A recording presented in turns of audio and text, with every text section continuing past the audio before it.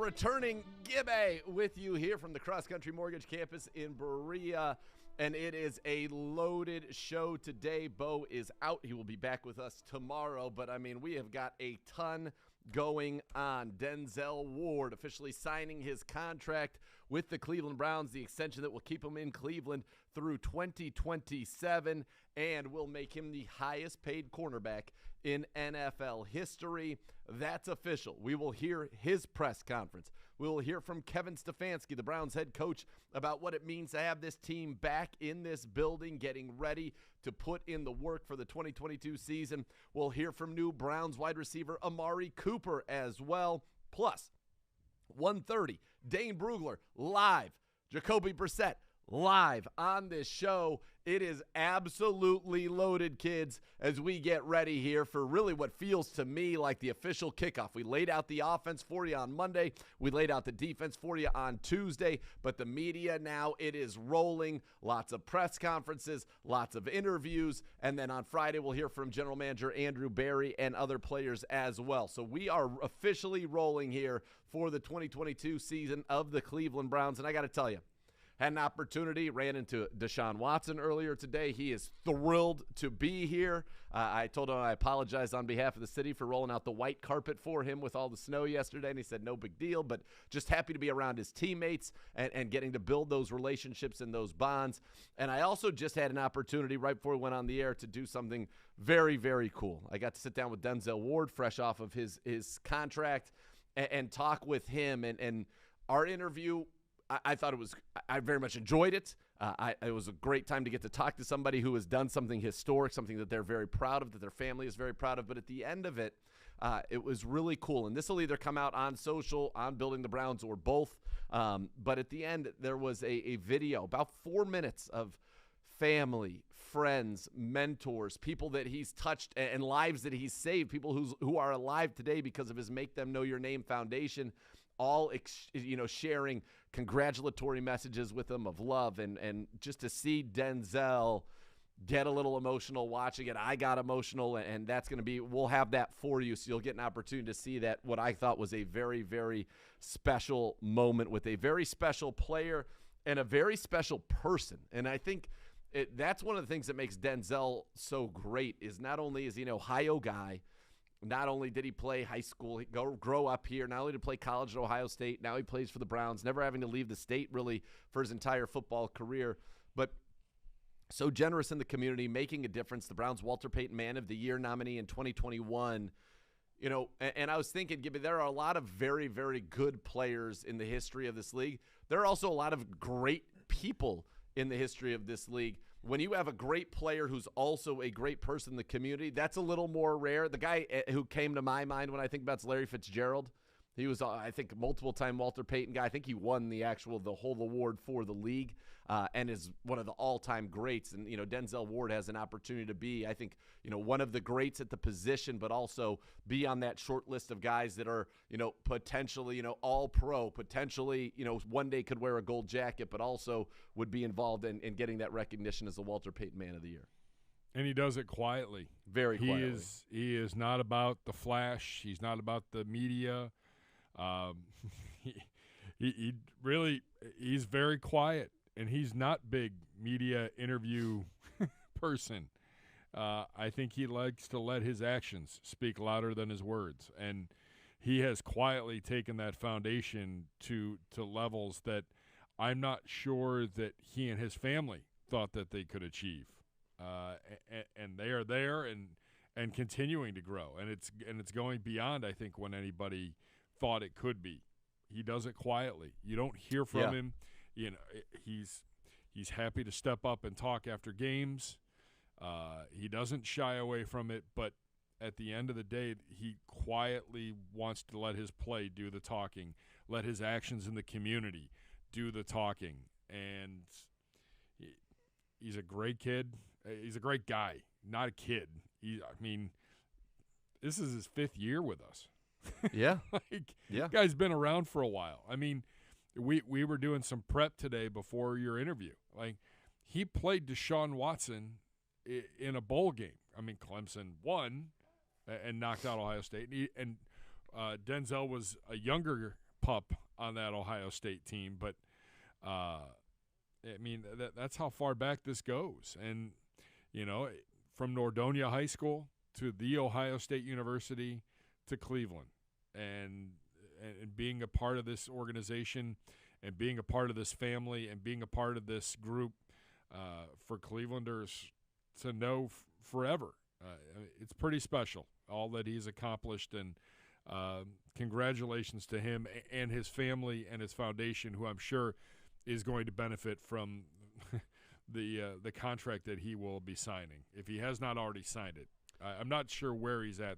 No, we're got good. him all over the place today. We're good, and we'll have obviously all the official announcement and hoopla and things that we've prepared for this moment will be coming out, I would imagine, today. But just a great moment for Denzel, great young man, and make them know your name. They know your name. There's no doubt about it. They absolutely know his name. Now, we know your name, Gibbe, as you were playing the heel down in Florida as it was snowing here, sending pictures, gallivanting around. How was your trip? Are you feeling refreshed? You're quite tan. I am quite tan. A little burnt, a little medium well, as opposed to it's a nice looking tan. It was a nice little getaway. It was quick. Got out midday Friday. Came back late yesterday. No flight issues. Amazing. Big fan. Yeah. Matter of fact, was stunning on Good Friday. I thought the airport was going to be insane. Like, we got there 2.5 hours early just to be on the safe side because I didn't know what to expect, and we weren't sure what was going to go on. I had to check my golf clubs. But, you know, for the rest of us, because we're going to my in-laws, everybody just packs a backpack, like, that you can carry on from a clothing standpoint. Sure. We were through security within 12 minutes. And then I'm like, okay, now what do we do? Well, you go to the bar. That's what you do. And that's what we did. So, great Easter weekend in some warm weather. And I know I was joking around with you guys yesterday, but remember, Cleveland, like, we do get snow in April sometimes. The good news is it doesn't stick around very long. And usually within a couple days, we're back to being warm. Now, okay, the rain, not ideal later this week. No. I'd like the 70 degrees. I need it to be a little drier. I don't even know how I'm going to begin to mow the lawn with the old zero turn. You're not. You're not going to be on that thing safely until June, buddy. Yeah, not ideal. No, not ideal. Not exactly what I'm looking for. But it was a nice getaway. It was a quick getaway. Would have liked to stay longer, but draft week is almost upon us, and plenty to do here at the Cross Country Mortgage Campus. Yes, plenty to do, and obviously plenty going on in the league. It had been, by the way, a little bit quiet around the NFL. Well, not anymore. Deebo Samuel requesting a trade from the San Francisco 49ers. He tells Jeff Darlington, keep an eye on the Jets. That wouldn't surprise me at all. He knows LaFleur, their offensive coordinator, knows Robert Saleh, their head coach from his time there with the 49ers. Maybe the Chiefs, with their 2 first-round picks, replace Tyreek Hill with Deebo Samuel. Maybe the Green Bay Packers replace Devontae Adams with Deebo Samuel. They've got a lot of first-round picks. So there's a lot in play, and it is a pretty wild thing. I think that the Niners, I'm guessing, they've got to be shocked. They're under no, by the way, obligation to trade him. You would think that, playing with Kyle Shanahan, who got he had carved out a role for Deebo Samuel to not only carry the ball as well as being a receiver that made the Niners very effective, made Deebo very effective. I thought he had a career year. I'm guessing they're absolutely willing to pay him to keep him. He is a transcendent type of a talent, but we'll see. Is he transcendent simply because of the system he currently plays in? No, I think he's elite. I think that he's one of the best receivers in the league. I think that I'm surprised that he wants to be out there, though. He's number 1 in the NFL in yards after the catch, number 1 in yards after contact per rush. He was 4.6. Our Nick Chubb was like 4.25. But he's a very talented guy. There's no doubt, a very talented guy. Another big subplot here as we get ready for the draft, and we've got, I believe, 8 teams with multiple first-round picks that certainly could be in the mix for him. And that's going to be an interesting thing to play out, and I think it has massive implications if the 49ers lose him. And by the way, Samuel would not give the reasons for his trade we request. know what the reason He's is. just saying that he's requested the trade. What's the reason? Money? Yes. Who's saying they aren't going to pay him, though? Well, they're probably not giving him what he wants. It goes back to the conversation we had last week about this next group of wide receivers, DK Metcalf and all these guys that are of the same length in their contracts right now that are due to get paid. And are you going to pay him if the wide receiver classes in the draft continue to be as deep as they are, that you could possibly replace him with another stud wide receiver? Well, that's going to be the interesting thing that is you see going forward, right? Does wide receiver at some point, as colleges shift to spread offenses and shift to pass-centric offenses, and they've done that for a while, by the way, but it just feels like every year, like we got 6 guys drafted in the first round. You know, our team's going to do what Minnesota did and let Stephon Diggs go and get paid and then drafted Justin Jefferson. Will Justin Jefferson be the next guy that they trade and they draft a receiver, or will they pay him? Because he's going to command buku Dolores. And what's amazing is the elite receivers are making 150% of the elite corners right now, which I think is a wild thing. And I don't know if that's sustainable or not, but a receiver that's that good certainly changes the way a team has to scheme and deal with you, and we'll see how this all plays out. If I'm the 49ers, we'll see at mandatory minicamp. Like, you're under contract. Let's go. Enough of this. We'll see how it all plays out. Or the 49ers who do not have a first-round pick would certainly be able to get one. And would you plug a Treylon Burks in there? You plug a Garrett Wilson in there, save the money, use that in other places. I don't know. I think Deebo is unbelievable. He's a great wide receiver, and then you take the running back part of it, and he's excellent. But I think he's one of the top 5 receivers in the NFL right now and should be paid as such, and we'll see how that ultimately plays out. One of the top corners in the NFL did get paid, and that is our Denzel Ward. When we come back, you'll hear his meeting with the media after becoming the $100 million man.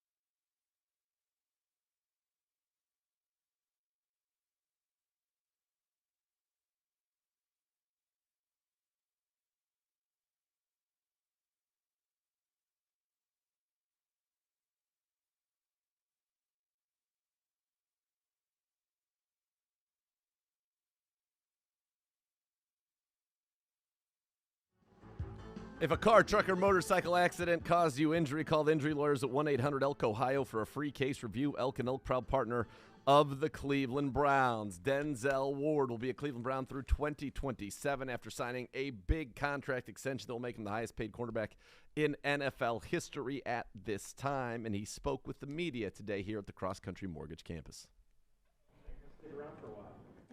You guys are down 12 and a half. Did you know that this was getting close? Probably like the week of, a couple days before, the talks were picking up, and just constant conversation between my agent and Mr. Berry, and so I knew it was kind of getting close. And then the day came, it's crazy. What's the commitment mean to you? The fact that the franchise is invested in you now. I remember a year or so ago we were having those conversations about not knowing what was going to happen, but for them to make this type of commitment, what does that mean to you personally? Yeah, it means a lot. I mean, I tweeted about it. I told them that just the fact that they're continuing to believe in me, believe in the kid that grew up in Ohio and went on to play for his hometown team, and they're trusting my abilities and what I could do for this team and what I could do in this community. And so, I mean, I'm blessed. I just want to continue to give back, want to continue to show that I'm that guy, I'm deserving of this. And, I mean, it's not just for me. So I'm just excited. Family reaction like? Man, crying, excited, jumping around. Everybody's excited, and they should be. So just excited for my family, excited for my mom. Good Mother's Day gift plan? It's definitely in the works. It's definitely in the works. I can't talk about it yet, though. What about now that they've made this long-term commitment to you, what do you feel like maybe you want to give back, maybe even more so than you already have, which I know is a lot, but just in terms of leadership, play on the field, what more is there for you? Yeah, I mean, it always starts with the work, and I mean, I feel like I've been showing that since I've been here, but I mean, I'm going to continue to work and be myself, be the person that I've been since I came into this organization. But I mean, just it's going to, like I said, I'm going to be able to do more things and expand out in the community, and that's one of my biggest things as well with my foundation and things that we got going around Cleveland. So coming up with different ideas to give back and just be a positive impact. You, Miles, Nick, Joel, Wyatt, all these extensions here.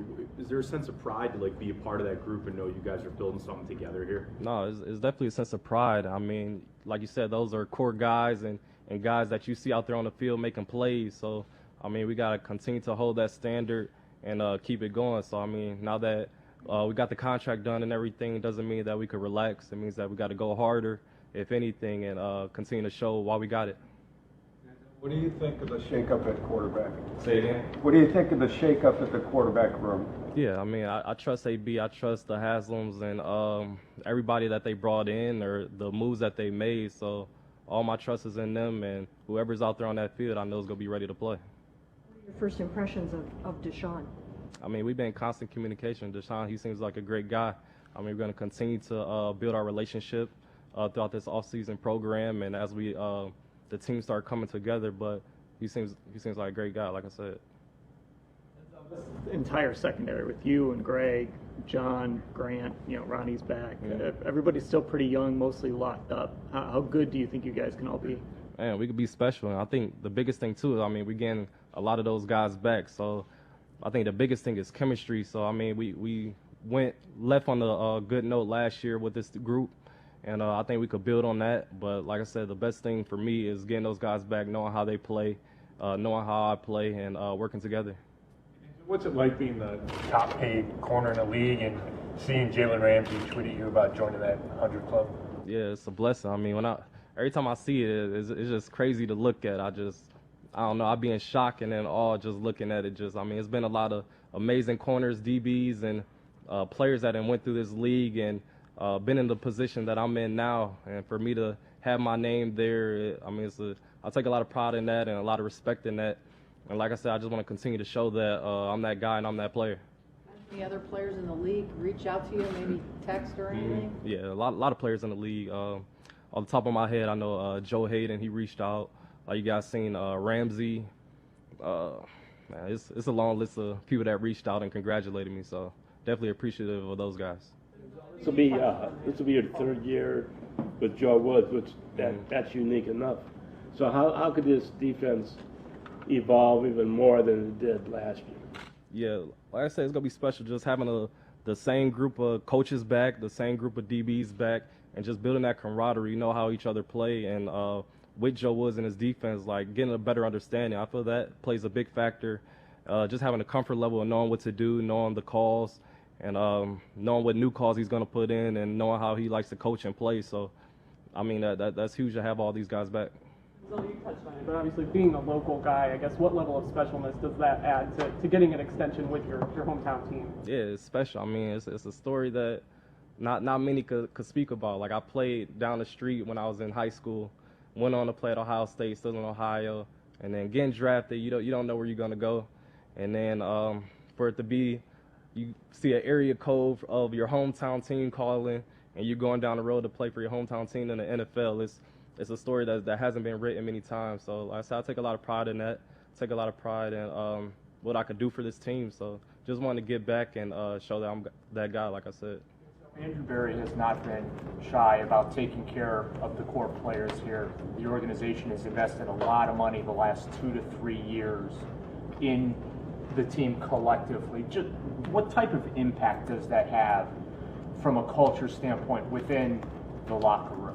Yeah, I mean, I think it shows that if you're going to come in and put the work in and do your job, do what you're supposed to do, what you're expected, I mean, they reward those guys. And so I say I'm appreciative of those guys, appreciative of AB, the Haslams, and the entire organization. I feel like I was a guy that came in and just tried to get to work and just kind of be a role model on the field, off the field.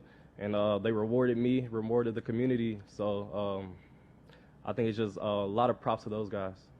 You came to the league with Baker, with him kind of being in limbo at the moment. Have you spoken to him at all? You kept in contact with him? Yeah, definitely kept in contact with Baker. He congratulated me on the deal, actually, so I was appreciative of him for that.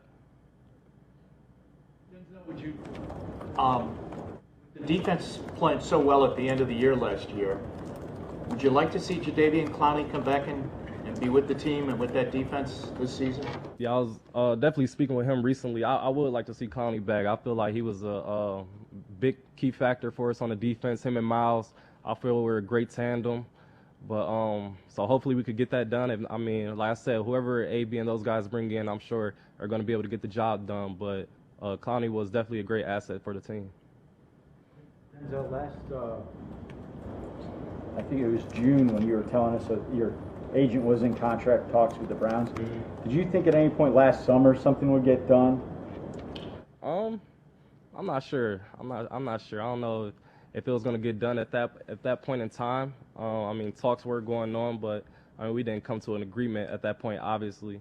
But my biggest thing was just focusing on ball and just trying to play the game, because during the time we were talking we were in the season and playing. So that's all I wanted to focus on really during that time. It was going to be like, it didn't happen then, but are you glad the way it worked out? Obviously, in your favor, but are you glad that you were patient and that you may have bet on yourself in a way? Definitely. I mean, I feel everything happens for a reason, and when stuff is meant for you, that's when it will come to you. So I wasn't pressed, or I wasn't in a rush to get a deal done. I mean, like I said, I'm here to enjoy the game that I've been playing since I was a little kid, and if things worked out in that way where we were able to get a deal done, then that would have been cool too. But if not, then I'll wait on my time and just put in the work, continue to put in the work, and work towards what I'm playing for. Contract locks you up, obviously, one of the core members of this team. How does that play into the evolution of you as a leader on this team with that commitment the team has given you? Yeah, like I said, I'm going to continue to be the guy that I am. The contract it's a blessing, but I'm not going to change who I am. I feel I'm a role model. I'm a leader on this team, and I lead those guys in my own way. So I feel like I said, I'm just going to continue to be myself, and everything else to take care of itself. You've been in the league now 4 years, so you know how hard it is to get to the postseason. Do you feel now with the changes at quarterback and your contract, during the duration of your contract, the Browns will make it to the Super Bowl? I feel that's all our goal. That's all our goal is to get to that level, get to the Super Bowl. But for me, I'm a person that likes to take stuff a game at a time, a day at a time. I don't like to look too far ahead. I feel you take stuff game at a time. You win that first game, and everything else at the end of the year take care of itself. But obviously, that's our goal at the end of the year is to get to that championship and get to that Super Bowl, and we're gonna put that work in to get there. Season obviously didn't go the way you guys had hoped or expected. Just now that you're back together in the building and that, just what's the mood like coming off of that season, and just where are you guys, I guess, mentally as far as aiming to get back to the postseason this year and kind of put the bad taste of last season behind you? Yeah, I think guys are excited. I mean, we got a new year. We got a new opportunity to go out and play the game that we love and get to that championship, get to the Super Bowl, like you guys said.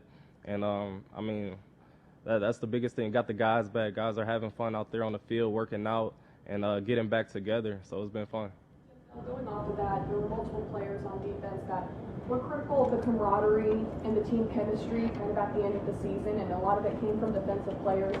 With you kind of being a key player who's going to be around for a while now, how can you change that culture and make a difference to kind of learn off of last season and move forward this season? Yeah, we actually been in a lot of talks with that camaraderie. I mean, we've been doing things off the field, getting together, going out to eat. I know guys like Deshaun, Miles are planning trips for guys, and we're going to get together and build that camaraderie off the field, not just here in the facility, whether that's going out to eat, like I said, taking a trip, working out together. So we're definitely building that camaraderie, and that's been, like I said, a big thing from last year and a step that we're trying to take. Denzel, I'm sorry. Deshaun comes here with a little bit of a cloud over him, some questions about his character. Does that matter to you as a teammate? Are you curious to finding out what kind of guy he is? I feel that AB and those guys, they did their due diligence, and they took care of the responsibility and look into everything they needed to look into with Deshaun and everything that's going on. So, I mean, I trust those guys. I trust what they did. Meeting Deshaun, like I say, he seems like a nice guy, and he's obviously a great talent. And looking forward to continue to build our relationship on and off the field. And, I mean, we just take it from there. Denzel, there's been like this arms race in the AFC, and Russell Wilson's now in the AFC, Devontae Adams, Matt Ryan. What's your outlook on how this conference got tougher? Yes, it's looking tough. I mean, we're tough too. So we can take stuff a game at a time. We got to work, put the work in to get to where we got to go, and everything else will take care of itself. But, I mean, we're all competitors. We're going to go out there and compete. I mean, we welcome the challenge, and we look forward to it. 30 seconds. Going back to Deshaun, you've been on the other side against him. Yeah. So what makes him the player he is? Yeah, he's special. He's a special player. His passing ability, but it's not just passing. He's able to maneuver in the pocket and run. But, I mean, he's a special talent. I mean, like you say, we went against him in college, actually. They blew us out. So, I mean, we've been having some trash talk going on with that. But I'm glad he's on the team. Looking forward to it, what we could all do, and putting this thing together. You're up. And that's Browns cornerback Denzel Ward. Excited about this team, excited about his new deal, as he should be, and excited about the prospects for the Browns in 2022. And I love talking about building that camaraderie, building that chemistry, both on and off the field, getting that cohesive locker room that you need to be able to make it through the rigors of a 4-month season, 5-month season, and hopefully for the Browns beyond that this year. When we come back, Dane Brugler, the draft analyst for The Athletic. His 2022 edition of The Beast is available now. All you have to do is subscribe to The Athletic. It's like, what a gift to yourself. If you care about the draft, you care about learning about the prospects that are going to the Browns, around the AFC North, anywhere in the league, you will get smarter. And we're all about to get smarter because he's joining us live next.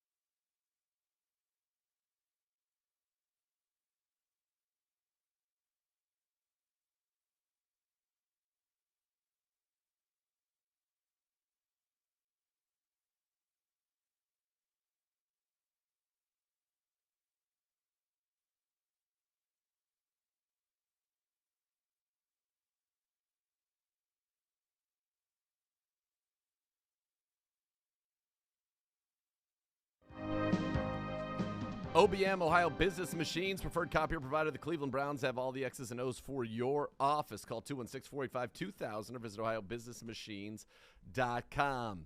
We go to the hotline now. We welcome in Dane Brugler. Follow him on Twitter at DP Brugler. He is the draft analyst for The Athletic. Get his 2022 edition of The Beast now by subscribing today to The Athletic. And Dane also has joined me for what we call the Draft on Tap series, which is available right now. I tweeted it out.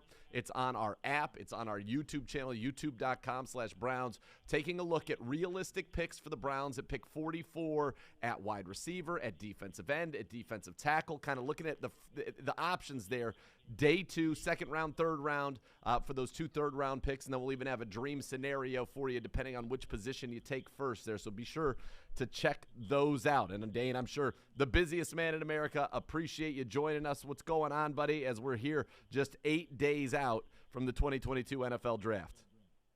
Good afternoon, gentlemen. It's just trying to catch up on this Deebo Samuel news, looking for a trade. I mean, the NFL machine just does not slow down. It's just a constant thing. So that'll be a fascinating something to watch. It will be fascinating. Deebo Samuel, a great talent, and there is some speculation I've seen on Twitter that all of these wide receivers saw what Christian Kirk got paid by the Jacksonville Jaguars and said, wait a second, I need way more money to stay playing for your football team. And we've seen guys move because of the big deals, Tyreek Hill, Devontae Adams, and it looks like the next one will be Deebo Samuel, which it's hard for me to believe you'd want to get away from Kyle as an offensive player. Like, he just will get the most out of you. But at the same time, I think he's about getting paid and perhaps going someplace a little more pass happy. But does that kind of change as you sit out here? Does it make it more likely that another receiver goes in the first round? Do you think one of those first-round picks for a team maybe that has 2 will be traded for a Deebo Samuel? How do you see it impacting things 8 days from now?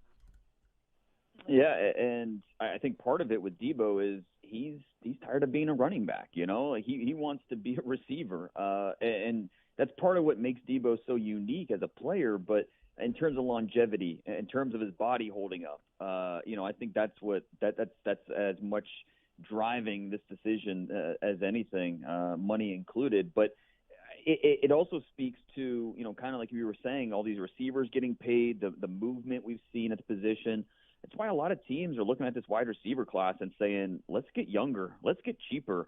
And it's a top-heavy group this year, so the talent is there as well, where we're going to see a lot of receivers go in the first round, as early as the top 10, and then we're going to see a run. They're going to fly off the board. We could see 6, 7, maybe 8 receivers go in the top 32, and then it's not going to slow down on Friday. Those guys will continue to move in the second round of the draft. So, wide receiver is now the second most expensive position in the NFL aside from quarterback.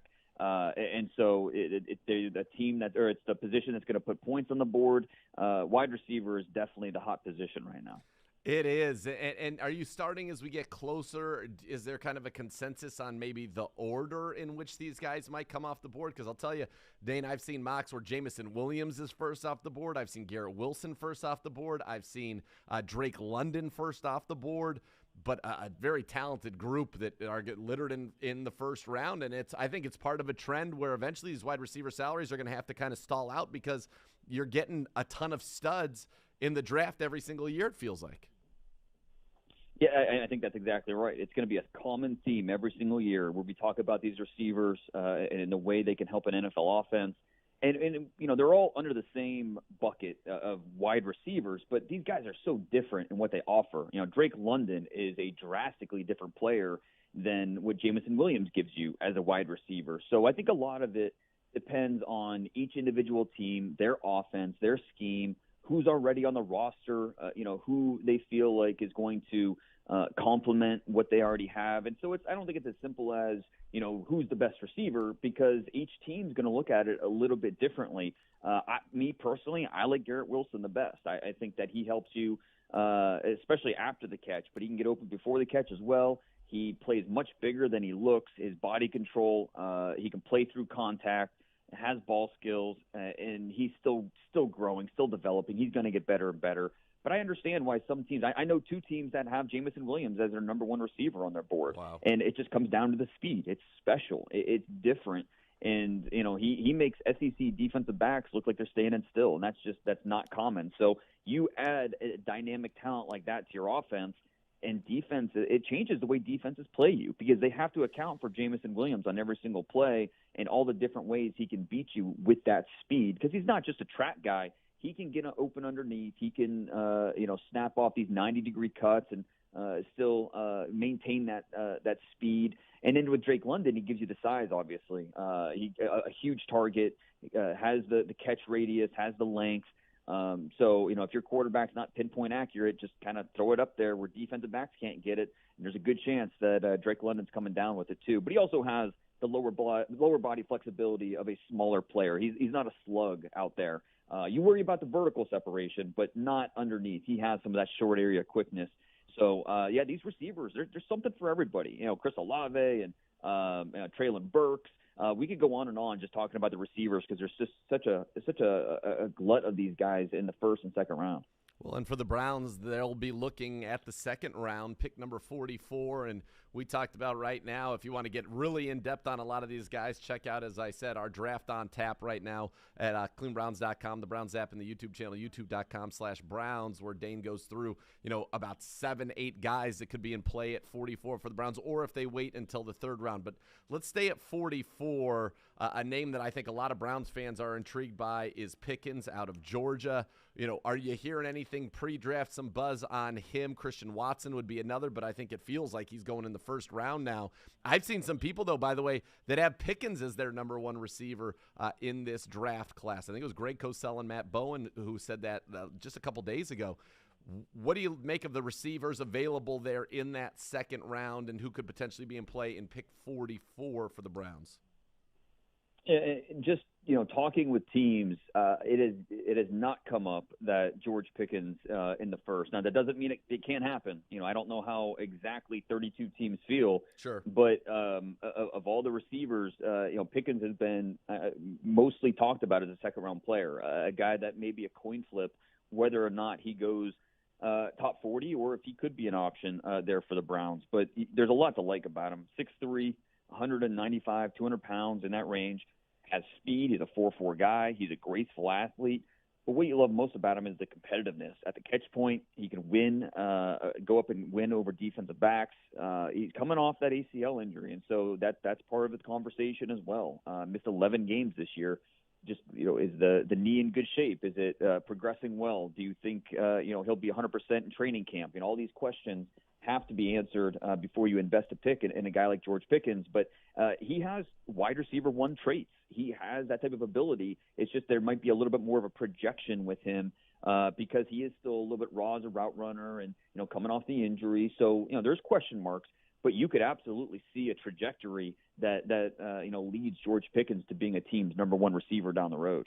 And what do you make of Christian Watson? Because, there are some drops there. You and I have talked about that, but he has a size-speed combo that is unique. But if you go back through NFL history, there are a lot of guys who have gone in the first round who were kind of those crazy size-speed guys, but it maybe never has manifested itself, to be an elite, consistent playmaker. Do you see things on the tape, though, that lead you to believe he has an opportunity to develop into more of a complete receiver than kind of a one-trick pony? Yeah, Christian Watson has not hit his ceiling yet. So, you don't want to say that this is what he is and what he's going to be. But I do think it's fair to point out that when I look at receivers, something I pay attention to is that touchdown to drop ratio. Yep. Ideally, you want that more touchdowns than drops. With Christian Watson, in his career, is 14 to 16. So more drops than touchdowns. And that's, especially at the FCS level, you want to see a guy dominate. Going up against, most FCS corners are not going to sniff the NFL. You want to be able to see a guy dominate that level, and he just doesn't consistently do that. For a guy that's 6'4", he kind of plays like he's 6 foot. He doesn't consistently use that size to his advantage. Now, you love the speed, you love the athletic profile, and he's certainly talented. In the late second, early third, that's to me, that's where I would, take a chance on him. But he's going to go a full round earlier than that just because of the raw measurables and, the thought of what he could grow into when he gets NFL coaching and he gets into an offense that really focuses more on the passing game. Because that North Dakota State offense, it was a run-first scheme. That's their bread and butter. And so it really didn't allow him to blossom fully as a receiver. But going to an NFL offense, you feel like there's still there's a chance for him to continue to get better and better. And that's what teams are going to look at when they consider him in that late first, early second round. And for the Browns, talking with Dane Brugler, the Athletics draft analyst, follow him on Twitter at DP Brugler.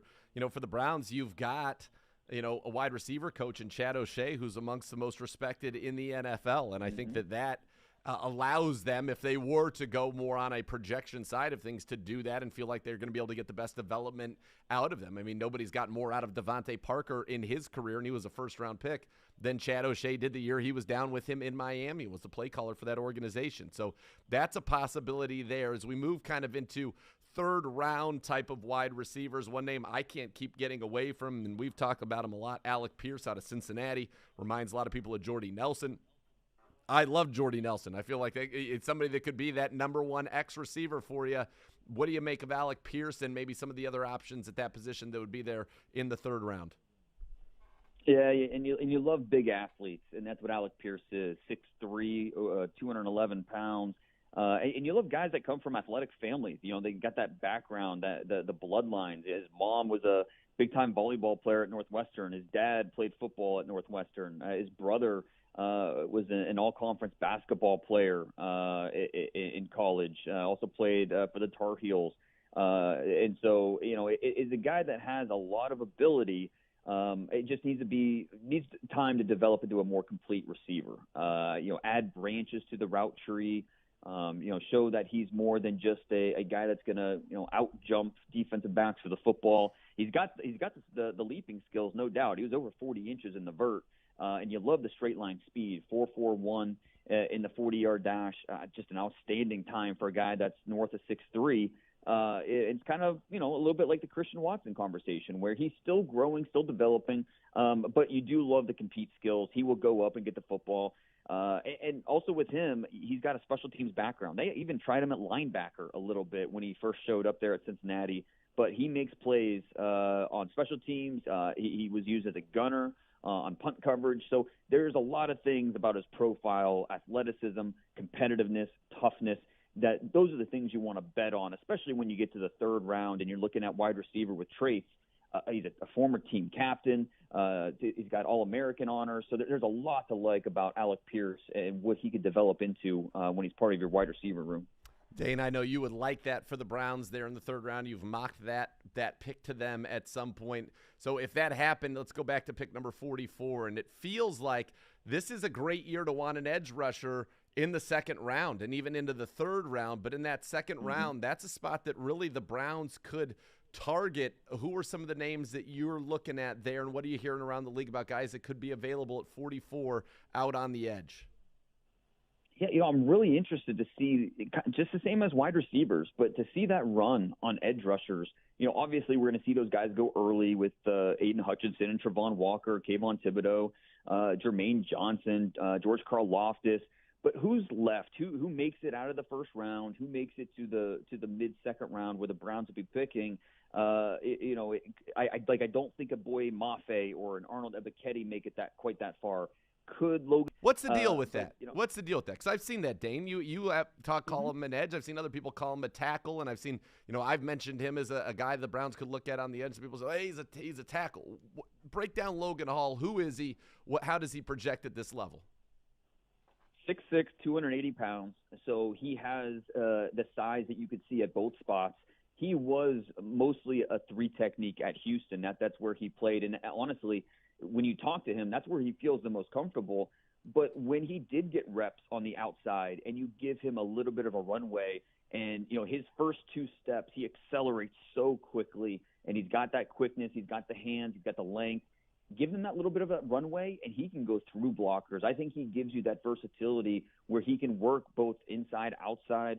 Ideally, you want your defensive tackles not to be 6'6", just the leverage issues that you run into.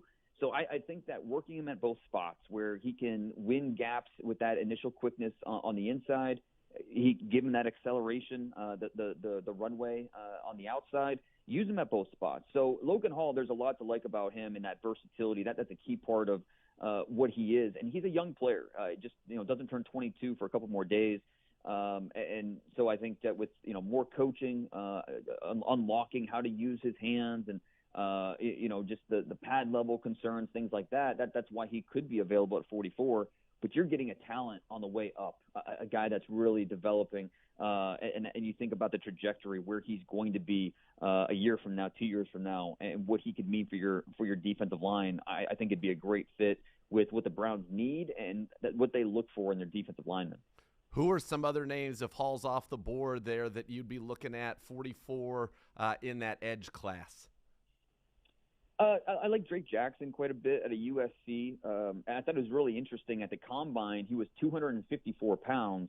At the pro day, 273 pounds. So almost 20 pounds a difference there. And that tells me that scouts are telling him, hey, bulk up. Because actually when Drake Jackson went to USC as a freshman, he was a bigger guy. He was someone that was, carrying 270, 280 pounds. And then when the new coaching staff came in, they moved him to a linebacker role, so he shed a lot of that weight, played more standing up, and he was fine at that. But I thought he was at his best as a freshman, where he was a true defensive end, a guy that had that size, and I think scouts are agreeing with me based on my conversations and based on the fact that Drake Jackson put on almost 20 pounds to his pro day. And he still has that athleticism. He still has the hand moves, the power at the point of attack. He can win with bend around the edge. He can play the run. So Drake Jackson, I think, would be an excellent pick there in the second round. He just turned 21 years old, young player. So there's a lot to like there. Nick Benito, if they're looking for a speed demon off the edge, someone who can capture the corner with that burst and that arc speed, Nick Benito's the guy. And now I think there are some questions about, as a run defender, do you have to hide him a little bit, and how are you going to utilize him?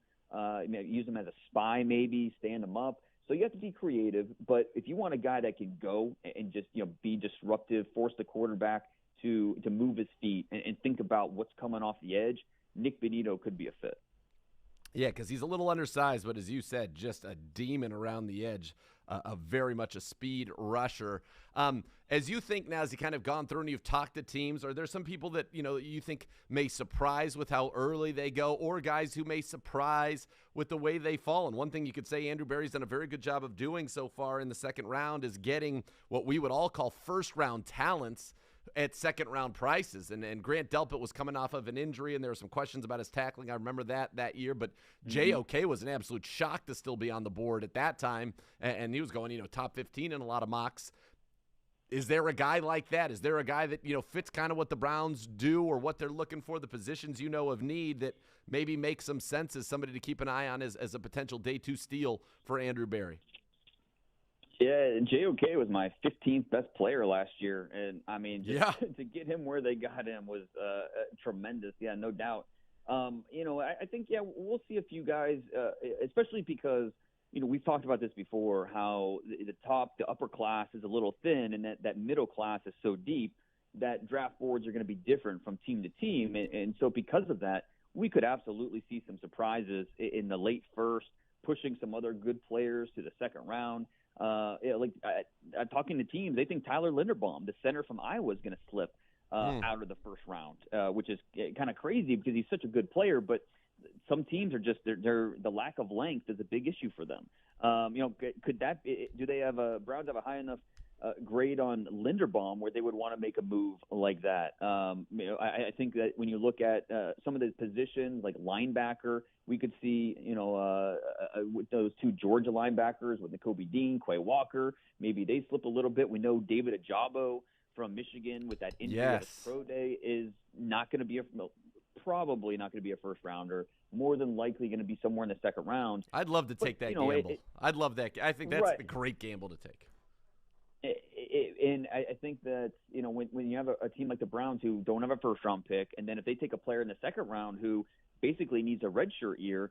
A lot of fans aren't going to be happy with that. But a year from now, you look at that and what that means for your defense, and it's a tremendous investment. So, but obviously, there's a reason Ojabo will still be available there at that point in the draft. And in my mock draft, I actually had the Chiefs, who have multiple picks in the first 3 rounds. So it's a little easier to stomach drafting a player like that in the second round, but it's at least part of the conversation. It is the conversation Browns, the front office, and Andrew Berry, they need to be having, and try to forecast who could slip a little bit. And they have the obviously they wish they could be picking on Thursday night, but they can go to bed Thursday night, wake up Friday morning, and restack the board, see who fell. Maybe they get a little aggressive with one of those third rounders to move up 5 spots, 6 spots. We've seen them do it before to ensure that they get the guy that they want.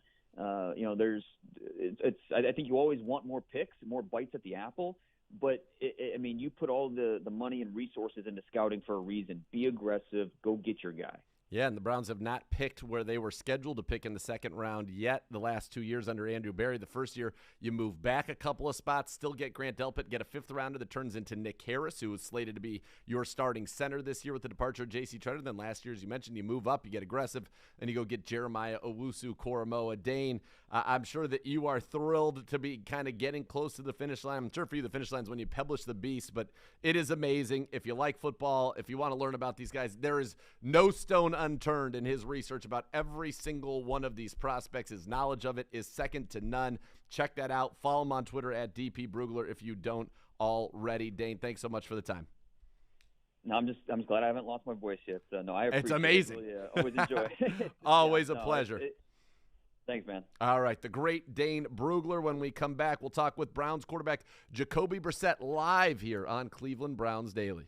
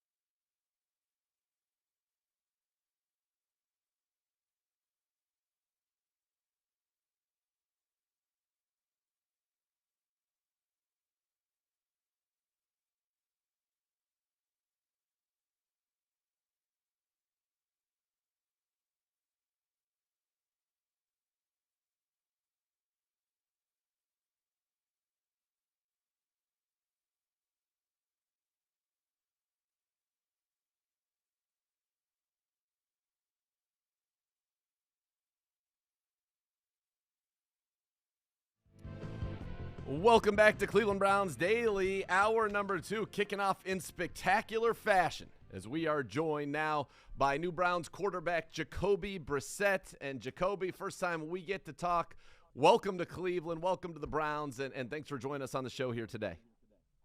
Thank you. Thanks for having me.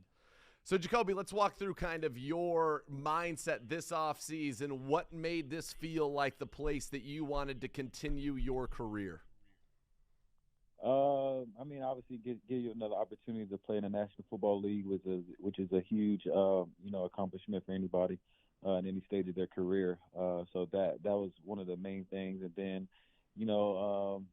just the unknown was appealing to me. So, it provided me with that opportunity to possibly get a chance, because you never know. You're always one play away from starting, and that's what I wanted this offseason. And you've been with the New England Patriots, the Colts, Miami, now here with the Browns. Were there any ties? I was trying to think. Chad O'Shea was probably still with the Patriots when you were there, but did you really know many people here? Chad was there when I was in New England, and then in Indy, Anthony Walker was with me. Sure, yeah. Sheldon Day was with me. But other than that, I don't really think it was many other connections that I had on the team. And you and AWalk are pretty tight, if I'm not mistaken. You flew up together. Yeah, no, we're really good friends. Yeah, he is a fine man and somebody certainly we've enjoyed getting to know over the past year, and then glad that he's back for this year as well. Before we get into the football and all of that, I just wanted to talk to you about what did it mean to you to be the Walter Payton Man of the Year nominee for the Colts in 2020? It was awesome.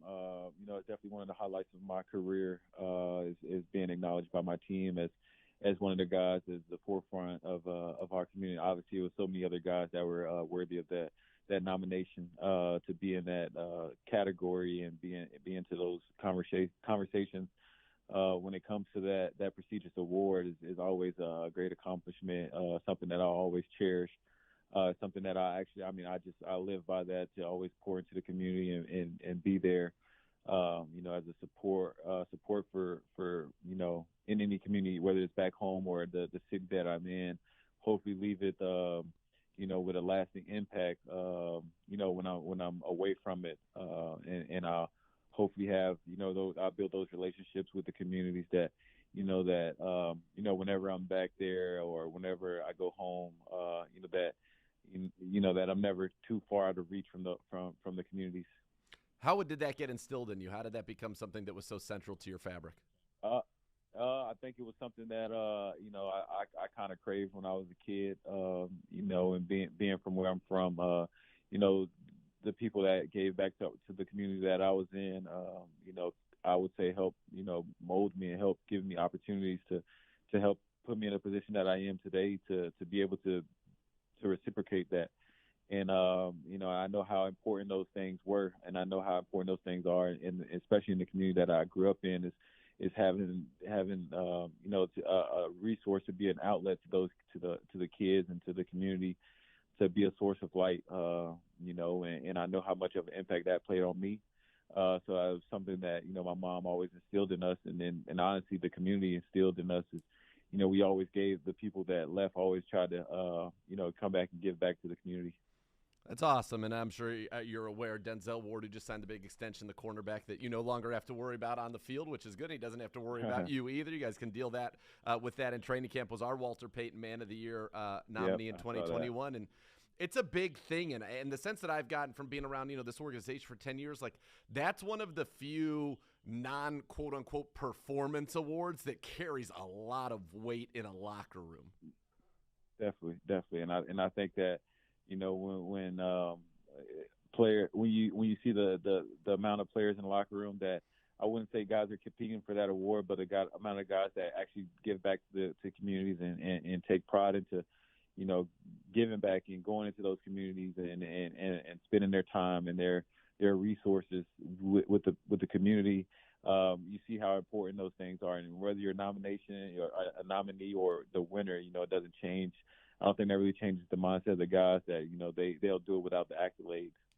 Absolutely, and you've come to an organization where that is something that is very, very important here, right from the top on down, from the Haslams on down. So I think you'll fit in very well that way. You're going to fit in very well on the field Also, I was looking at your numbers, 2 years as starter in Indy, 31 touchdowns, 13 interceptions. That's a great touchdown-interception ratio. Another 500 yards rushing. You threw had 11 touchdowns on the ground. What from those kind of 2 seasons where that was kind of your most extensive starting duty, what did you kind of learn about yourself as a player and to be able to put up those kind of efficient numbers that coaches love, right? When you're throwing 31 touchdowns, only 13 picks over 2 seasons, they love that. You're taking care of the football.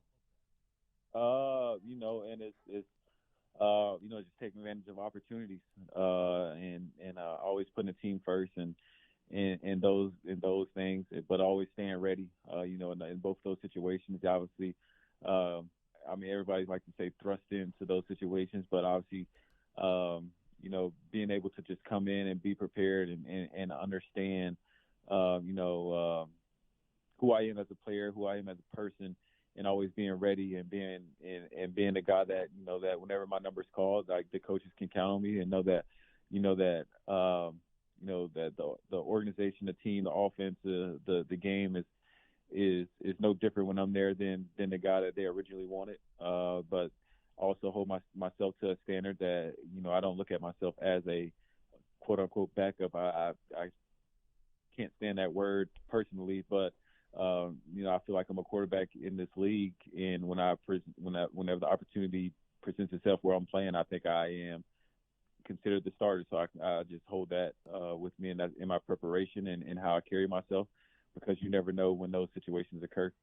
You certainly do never know when those situations occur, and I would imagine one of the ones that kind of just jumped right at you go back to your rookie year, and if I'm not mistaken, I believe it was a Thursday night game against the Texans that you made your first start. Yeah. And that one kind of came out of nowhere, right? And all of a sudden you're starting, and that was unbelievable. You guys go on and you win that one 27-0. Yeah, no, I definitely. Jimmy got hurt in the game before, and I finished the game off against the Dolphins, I want to say, and then started that next week, Thursday night, and then I ended up having to start the next game. So this league happened so fast, and I realized that at a young age, which I think was very beneficial to me, because I understood that, and I carried that with me, is because you never know when that play is going to happen or when your time's going to be called. So, always to be ready, and I think that suited me well for my career. So I know you were around Tom Brady for a brief period of time, your first year in the league. He's regarded as one of the best, quarterback sneakers in the league. Did he ever divulge any secrets? And the reason I ask is because, watching the way that you were used at times in Miami, you were kind of almost like a short yardage weapon for them in this offense at times. And so was that something that did you pick up some tricks of the trade there? You're a big guy, 6'4", 230, but you're incredible in these short yardage situations. You definitely learn. It was just pretty cool to learn his techniques and his mindset behind. But ultimately, it just comes down to wanting to get the yard and then doing everything you can. I like to say that it's all my work, but obviously I'm not the one pushing the pile, and those guys do that up front. But yeah. I mean, it's cool though. I mean, it's. By the way, when it's 3rd and 1, 4th and 1, and you're gonna get the yard. That's a great weapon to have at a coach's disposal, at a player's disposal, and something. I think it's cool the way that you embrace that at times, in your career, saying, "Look, I can help this team win, even if it's you're ready, you're a starter, absolutely, you prepare like a starter. You've shown that you can be a starter in this league and play at a high level, but that you can do something that maybe other people just can't do at the level you can, and it allows you to help your football team win." Yeah, definitely, and that's like my mindset at any point in my career, or whatever the situation is. I'm always going to do whatever it takes for the team to win. I put the team before myself, obviously, in every situation, and those opportunities presented themselves where the team needed me to do that, and I definitely didn't take it lightly, and I try to do those at the best of my ability. You're a Super Bowl champ. You've been around it. You've seen it. You know the way that it needs to be. We're there for one of the great Super Bowls, really, in NFL history with that comeback against the Falcons. when you look at this team and you look at some of the talent that's been amassed here, what is, if there is anything, is that kind of secret ingredient? It's the NFL, everybody's good, right? Every team is good, has good to great players. What's kind of that secret ingredient? And I know you're chasing that quest to get back there again, but it's a nice way to start off the career, by the way. What is kind of that thing that you've kind of gleaned from your time in the NFL about what's that secret sauce, that extra that allows teams to have that success? I wouldn't consider it a secret. I think the thing is to be consistent and be there every day and work hard. And I think that's really what it is. And I think that's what I've learned throughout that year being in New England. It was just like, the thing that the team did was the same things every day and didn't take those things for granted. And I think every year is totally different. Every team is totally different. And I think right now we're building those good habits, those things that we can lean on, our fundamentals, our technique, our foundation of the offense, of the team, of the defense, of the special teams. I think that's what we build right now. And, I think when everybody comes together and we believe and we trust in those things and that we all know that we're on the same page, I think that's what builds, championship teams. I think it's obviously too early to tell anything because we haven't played a game, but I think those are the things that you lean on. It's just like, hey, right now, what is our objective and our goal, and being able to attack that because we ultimately know that our final goal is to be a champion. Initial impressions of Kevin Stefanski. You've had an opportunity to be around, obviously, different head coaches. Bill Belichick, regarded by many as the greatest of all time. What are your kind of initial impressions of Coach Stefanski? You can obviously tell that he's he's going to be the same guy every day. He's been the same guy since I've met him when I came up here and talking to him, and then being around the last couple of days in the building. He's been the same guy every day. He's talking to players and other coaches and other people on the staff. Everybody always says he's the same guy every day, which as a player, that's one of the things that you want the most, is a guy to be the same guy, whether you're winning or losing or you're up or down, because that's somebody that's going to be the consistent steer of the ship. As the head coach, that's when you know where you stand with the head coach, that trickles down. And sure. He obviously has had very much success in his career as a head coach. So I'm excited to be around him and learn from him. What's it like for a veteran like yourself to be able to come to an organization where you've got, your head coach was a play caller? Obviously, that's why one of the reasons he got the job. What he did in Minnesota, was able to come in, was the coach of the year 2 years ago. You've got, the venerable Bill Callahan, who's been a play caller and a head coach in his own right. Chad O'Shea was a play caller in Miami. You've got Alex Van Pelt, who's been a play caller in Cincinnati and has worked obviously as a Green Bay coach, quarterback coach there with Aaron Rodgers for a while. To have so many guys, and then in your room, Drew Petzing, who has worked his way up kind of very much like Kevin Stefanski, get an opportunity to come into the quarterback room for the first time with you guys.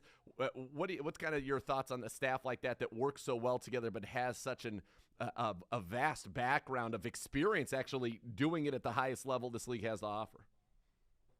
I think that's when you watch film, you just see how collaborative, you can tell how collaborative the group is. Everybody has input into the game plans, and you can see that the versatility of the offense and being able to call different plays at different times. And obviously I had experience with O'Shea and Chad and being on the same wavelength for him as well. And I remember coming in here talking to him my first week here, and he was just like, we like input, we like collaborating, and having all that experience from other players, other coaches, calling plays, and then them trusting the players to give them ideas. You can understand why this offense has been one of the best offenses in the league the last couple of years. Is that cool as a player, and is that unique? Is that unique to have that kind of collaboration and want that much input from players? Definitely, because obviously in this league, a lot of coaches, are, what they know is what they know, and it's hard to change, and that's good and bad at the same time. Which being able to collaborate with not only more coaches that have called plays and been the play caller, but players who are actually in the game and having the guy that's doing the plays has some say so. It's pretty cool, pretty unique. So I'm excited to see how that'll be, and I'm sure to turn out well because obviously Deshaun has history playing, Josh has history playing, and Sure. myself obviously. So it'll be pretty cool.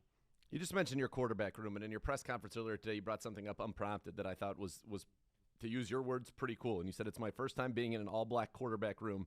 It's pretty cool. I'm not sure if it's it might be the first in league history. I'm not sure about that. We need to get an intern on this program to figure that out. But it is a pretty powerful thing. And I don't know if you guys have discussed it, but the fact that you brought it up unprompted means it made an impact on you, clearly. What did that feel like? What do you hope to accomplish with, that group and what is, I think, a historic situation? Yeah, like I said in the press, I mean, it's very unique. It's very cool.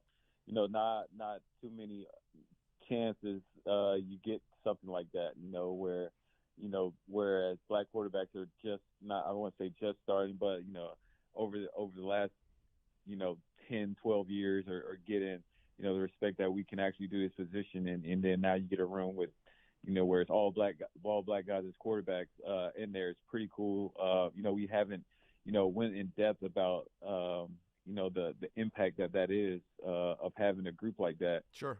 Which I'm sure we will soon. We just have been, all over the place for the last couple of days. I'm sure when we sit down and just start really talking about, things that'll come up. It's very unique. It's like I said, it's very cool. And the thing to accomplish is, just to show, that, we all are very capable of handling this position. We all are smart enough. We all can play at a very high level. And we aren't here by chance. We all work for this position and all are very worthy to be in the room and to hold the weight of an organization. And I'm excited to show that. Well, we're certainly excited to have you here. We're excited for you guys to do exactly what you just said and to show that and show the world just how talented your room can be, how talented this team can be, how successful it can be. And it's a pleasure talking to you. Looking forward to meeting you in person next time. But thanks for being on the show. Thanks for picking the Cleveland Browns, and excited to see what you guys can accomplish here in 2022. Thank you so much. Have a good day. All right. The great Jacoby Brissett, our guest here on CBD right there. We told you guys, loaded show today. I mean, absolutely loaded. Gibbe goes away. He's on vacation. He's like, all right, you guys run through the whole roster. You do all this, do that. And he comes back and he's like, loaded show. Gibbe's back. Let's load this bad boy up. And that's exactly what has happened here today. So Jacoby Brissett, we had Dane Brugler earlier. We heard from Denzel Ward. When we come back, we're going to hear from... We'll kind of reset a little bit real quick, and then you'll hear from Coach at the bottom of the bottom of the hour. Browns head coach Kevin Stefanski here. Cleveland Browns Daily, rolling on ESPN Cleveland.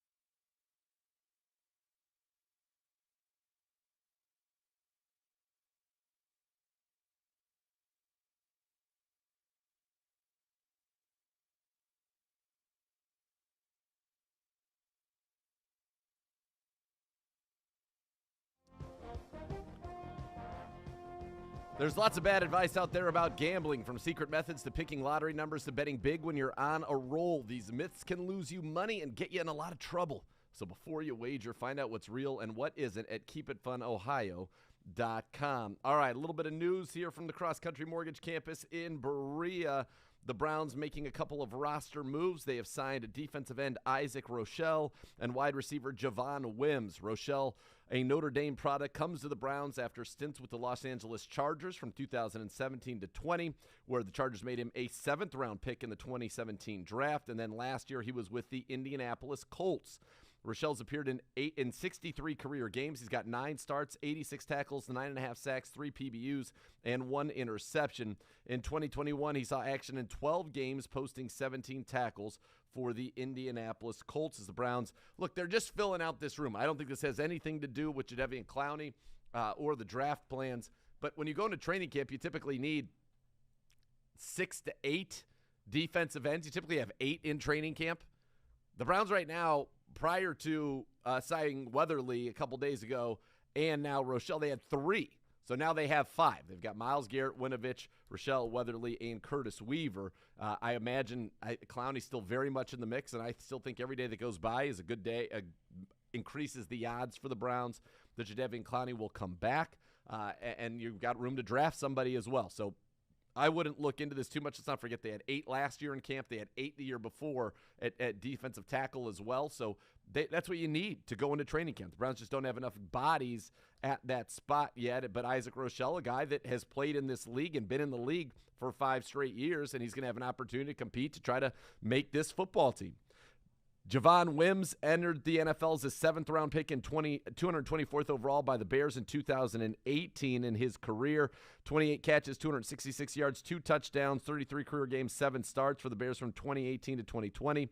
He spent 2021 on the Raiders practice squad. He went to Georgia for his college career, and another receiver that the Browns will look to, got to get more guys in that room as well, keep people fresh for the quarterbacks, and Wims, a guy who has a chance now after being able to say that he scored a couple touchdowns in the NFL to try to get back to an active roster after spending last year on the practice squad for the Las Vegas Raiders. When we come back, head coach Kevin Stefanski at the podium, first time speaking to the media since the Browns are back at the Cross Country Mortgage Campus.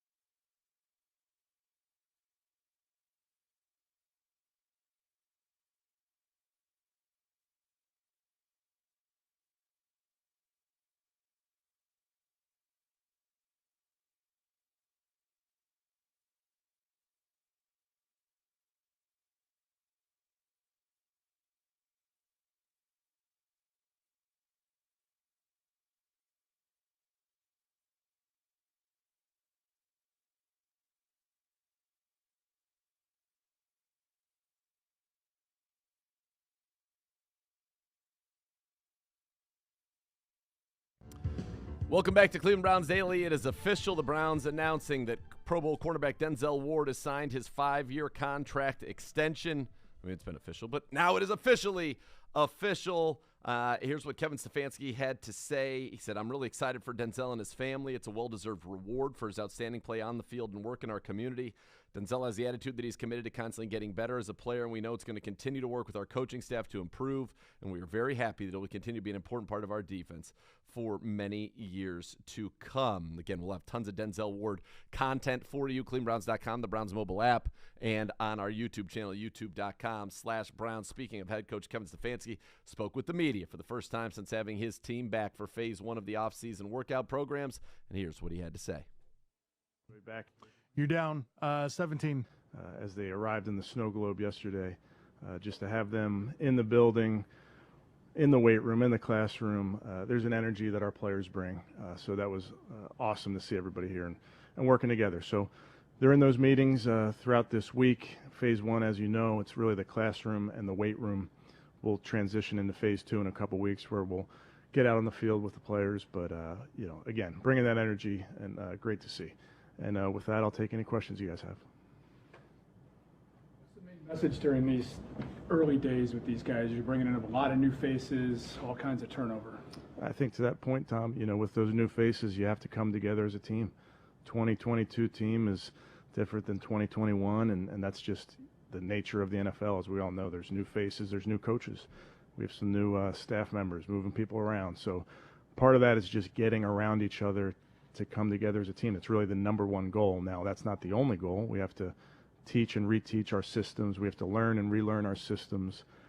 But we want them to know that this building and this campus is a safe, competitive, fun place for them to be during this off-season program. I assume you've spent a little bit more time with Deshaun in the last couple of days. I'm just curious about your impressions of him. Yeah, I think he's doing a really nice job, learning the system. He's spending a lot of time with Jacoby and Josh. We really have 3 new quarterbacks in there. So there's a lot of learning that's going on. There's a lot of teaching, as you can imagine. I think he's doing a nice job of diving into it. And there's really no way to do it other than to start at square one and go back over how we call things, formations, defensive terminology, etc. And he's doing a nice job. You had him for about a month now, Kevin. So how much different will the offense look with Deshaun than previously? Yeah, we've had him for a month, but really we've only been able to talk football in the last week. So we're just diving into that. We're talking as a staff. We're talking with Deshaun, understanding some of our concepts that we're tweaking and those type of things. So those are ongoing, but it's April, and we'll continue to work through all of that this spring. Kevin, what's been the interaction with Baker Mayfield? What are your plans? Do you expect to see him? Has he been told not to show up? Yeah, Tony, I'd tell you that's a unique situation. It's fluid, and we'll just continue to work through it as we go each day. I mean, you don't expect him here? It's a voluntary program. What we won't do is we won't say who's here, who's not here. It's voluntary. The guys that show up, we're excited that they're here. We're excited to work with them. But guys that were here yesterday might be here Monday. Guys come in throughout the week. So we're just going to make sure that the guys are here, that we're working hard. Characterize the attendance so far? It's been good. How's that? You're the wordsmith, Tony. I think more than anything, Tony, I think it's fun that the guys are back in the building. This is really the first phase 1 that I've had with the guys. And you can't do a ton of football other than the classroom, but I just think there's great value in them working out with their teammates in here, developing those relationships, which, as we all know, were hard when we weren't together, and then were even hard when we were in the building and you had to spread out, and you had to have the locker rooms were spread out, and you had the plastic up in between the lockers. So I think those barriers, so to speak, are down, and it's such an important time to come together as a team. You have obviously overhauled the quarterback room, the skill set, and athleticism, and so forth. Do you feel like you have to overhaul your system, or can you just adapt and pivot to that skill set? Well, I think we definitely have to adapt to our players, and certainly the quarterback is so important in what we do. So we will make sure that we do what Deshaun does best, what the quarterback room does best. So those are the type of things that we're working through as we study, as we've studied Deshaun and Jacoby and Josh, and understanding what those guys do best, and make sure that we can do that come September. To get there, though, there's a lot of meetings, there's a lot of install, there's a lot of practice that has to occur to ultimately tell you how much we will change. With the Denzel extension, just what does it mean to you to have him kind of locked in, both on and off the field? What does he mean to this team? Yeah, I think it's outstanding for Denzel, for his family. He's earned it. The way he's played, the way he's conducted himself off the field, what he's done in our community.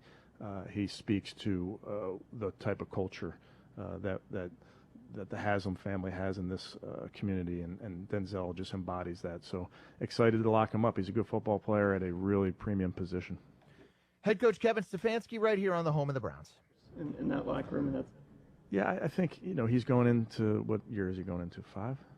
Yeah, so I think he's certainly found his voice from a leadership position from playing so much football, and the guys respect him. He puts the work in, he plays hard, does it the right way, so I think he's certainly developing his own voice.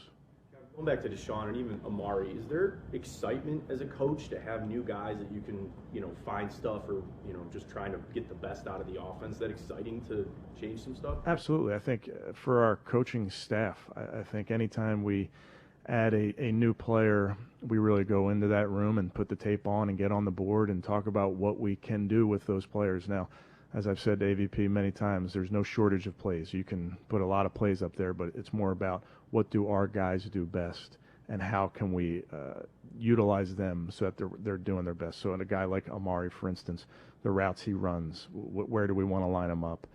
And those are the type of conversations that you have when you want to acquire Amari, and now it's a matter of putting that into practice. And again, phase 1 is just the classroom. We can't yet get on the field with him, but there'll be a time for that. Expose everything, but when you look at Deshaun, is there something that one particular area that you're really excited to be able to get to work with him on? Not one. No, I wouldn't tell you one particular area. I think it's a body of work with him. Input will Deshaun have in the kind of offense that he's going to run, and how is that looking between the two of you now in terms of working on the playbook and adding things that he really likes? Yeah, I think, Mary Kay, with the quarterback, you do want this to be a collaboration, and it's really all quarterbacks are different, and you want to make sure you meet them where they are. Deshaun's very open-minded to trying different things that he hasn't done. Similarly, we're very open-minded to putting in schemes that he has a lot of success in that we haven't done, for instance. So it's an ongoing conversation, but just I would tell you day in and day out with him, just spending time with him yesterday and today, he wants to certainly grow as a player, and he wants to try different concepts. And I think that's the beauty of the spring and, if you call May and June, where you can get out on the field and it's somewhat of a laboratory, and you try those things out and see what fits. And there's going to be a bunch of things that we hope fit, and you take that into training camp, and certain things that maybe he doesn't love, you don't do, because it's just ultimately what our quarterback is most comfortable doing. I got asked a similar question about Deshaun, but just in these few weeks that you guys have had Amari, what have your first impressions been of him, and what are you most excited about in terms of his skill set? Yeah, Coop's been great, very responsive to coaching. Amari, as you guys will know, maybe do know, he's not the loudest guy in the room, but he's very, very thoughtful, very, very intelligent, has been productive really every year he's been in this league, is a good teammate. Just watching him work there in the weight room and seeing him around his teammates, I think he's a guy that really works hard. He puts in the work. He's not somebody that's skirting around the work in any way. Before and today, you mentioned the value of having this part of the program for the first time. Is it more X's and O's or more team chemistry? Yeah, I don't know. It's both. Whatever the breakdown is, it's definitely both, because I just think we've all been through that virtual remote world, and it's doable. It's hard. And I think there's just such great value in guys sitting down and breaking bread together, which seems simple, but we haven't done it. So to have the guys in the cafeteria, to have them in the locker room together, in the weight room, the classroom, it's just putting people each other and starting to develop those relationships is really important. All three of your quarterbacks share some physical characteristics. They're bigger, they're mobile, they run with the ball. It's not coincidence, right? Why did you feel the need to reshape your quarterback room physically? Yeah, I think we felt like we added 3 good players, and ultimately they do share some skill sets, Tony, not all the exact same in that regard, but certainly, like you mentioned, bigger, a little bit more athletic, the 3 guys together. But ultimately, it's what those 3 guys do best, and there's certainly a thread of things that they do well that we want to make sure that we're utilizing. Did Deshaun address the team yesterday or today? I'm not going to get into what guys are talking about, Scott, necessarily. I would tell you he's done a nice job being around the guys. He told you that he's going to have to miss some of the voluntary program for any of the legal things that are still going on in Texas, or is he expected to be here the whole time? Yeah, I think we'll work through those type of things. As you know, there's ongoing proceedings, and we'll make sure that we work through those. How do you make sure the guys avoid all these distractions that are going to be swirling around? They are, and they're going to be for probably a while. Yeah, I think, Marla, that's what our guys do really well. They're professionals, and they know that when we're in the building, we focus on what's in front of us, whether it's in the classroom or the weight room, and eventually when we're out in the field, that's being a pro, is making sure when you're in this building, you're here to work, and that's what the guys are doing. Back to Baker for a second. Last week he had some pretty strong comments about feeling disrespected by the team. I was just wondering your reaction to hearing that. Yeah, I'm not going to get into the specifics of those type of things, Tom. Again, it really is a unique situation, and we'll just work through it. It's early, and right now you're doing the team bonding and chemistry aspect of it. But as you're entering these training programs and the OTAs, have you had a chance to look back at last year in terms of the injuries and the approach to it as you're doing these training programs? And if so, what does that look like for you?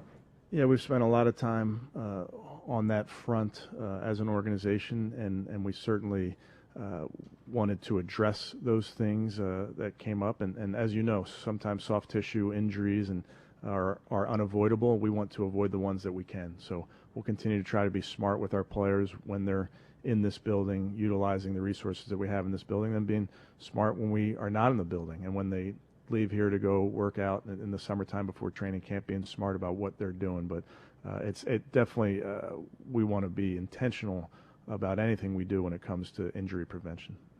Yet if you are able to bring in more of those resources, like that was a point last season where it was kind of limited on who you could bring in and what kind of programs you could offer. Yeah, I think you're definitely going to see around the league that buildings are more open to having those type of resources. And I think, like I mentioned to you guys, I think a couple of weeks back, you'll see what we're doing in this building in the next couple of days to address some of those things.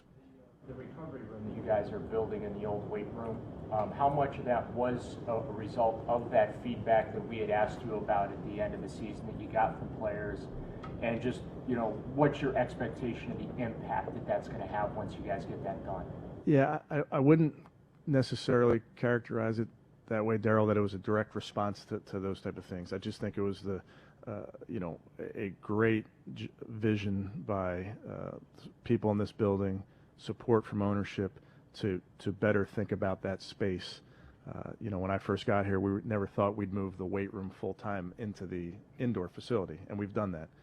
And I think we've even done it better in the last couple weeks as we've reimagined that space. So that was part of it, getting some smart people together and talking about how we could better utilize that space.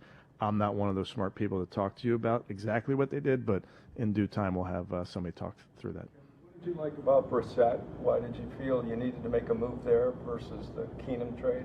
Yeah, Jacoby's a young football player who's played a good amount of games, understands how to win, has really been in some different systems that have allowed him to grow in his football intelligence, really quality person. I think you guys are going to get the chance to talk to Jacoby in a little bit. Quality person, very, very intelligent. Just felt like his skill set was something that would match up real well with our offense. How have your players received Deshaun Watson, just in terms of, some of the off-the-field stuff? Are you noticing that he's being embraced by his teammates, and what's the energy like amongst them? Yeah, I certainly think he's being embraced by his teammates. Mary Kay, we're in day 2 of the off-season program, so I think it's like any player on your team that's new. It takes time to develop relationships, and I think now is that time. So what they do in the building here, when they go leave this building, spending time together, I think those things happen naturally. Have you encouraged Deshaun to broach the topic of his legal situation with his new teammates as he tries to build relationships? Yeah, I'm not going to get into specifics there, Nate, but I would tell you with all of our new players, when you're first around your teammates, there's a process that you go through and getting to understand people, and you can't do that all at once and meet with have lunch with the entire team type of thing. But over time, I think Deshaun, like all of our new players, understand that you have to spend time at it when you're talking about developing relationships. The Browns gained any better understanding about when a suspension decision might be determined by the league? I don't have an answer for that right now. Who was Jacoby's? I was going to ask Chad Conklin. Do you know, I don't know if he's here, of course, but he's here, and he's working really hard. I don't have a date for you, but he's on schedule with everything. He's doing a nice job. How valuable is Jacoby's starting experience given the possibility that Deshaun could be suspended? Yeah, I think it's valuable. I think you have a young player that's played a good amount of football in his career. He's won games. He understands how to play the position. He understands how to take care of the ball, how to lead. He understands how to win without getting any reps in a given week. So he's done a nice job. He's been a starter and a backup. I just think there's value with that position, understanding his role and understanding that his role can change in a moment's notice. Knowing the potential suspension looming, how does that change your approach with your new quarterback room as a coach and trying to plan ahead? I imagine it's kind of a challenge to get these guys obviously ready, and it's still early. Right. Yeah, I think that's part of our job is 30 to plan that everybody's got to be ready to play, and then as more information becomes available, then we can adjust how we structure practice, how we structure, rotations, those type of things. But absent that information, I can't really speculate just yet. But certainly, as more information comes out, we'll be ready to adjust and address any new information. You're up. All right, that's head coach Kevin Stefanski at the podium. He was talking a lot at the end right there about Jacoby Brissett. And if you missed our interview with Brissett at the top of this hour, be sure to seek it out wherever you get your podcasts or on our YouTube channel, youtube.com/Browns. So much more to come as we wrap it up on a First Friday edition of Cleveland Browns Daily.